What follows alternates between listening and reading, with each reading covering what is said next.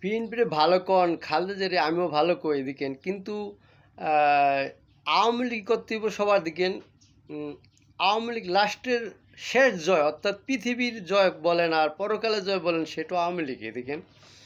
কারণ শেখ হাসিনা আপার মধ্যে দেখেন সুন্নতি রাজনীতি জিনিসটা শেখ হাসিনা আপার মধ্যে দেখেন, অর্থাৎ দেশের আয় উন্নতি, কর্ম তার কাজকর্ম জিনিসটা সুন্নত রাসূল ইসলামের সাথে মিল বেশি শেখ হাসিনা আপারটা দেখেন।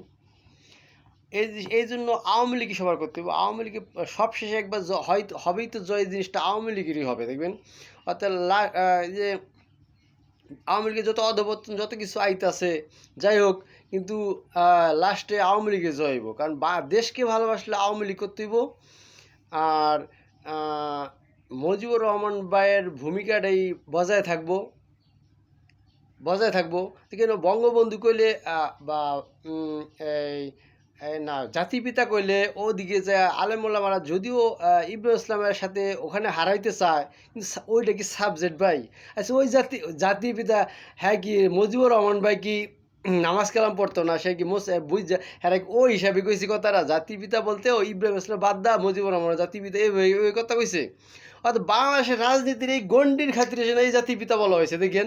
এবং ইসলামের সাথে সারা বিশ্বব্যাপী এবং আল্লাহ টু রাসুল ইসলাম টু সমস্ত কিছু মাইপা ঠেপা সেই জাতির পিতাকে বঙ্গবন্ধুর কইছে কেউ দেখেন?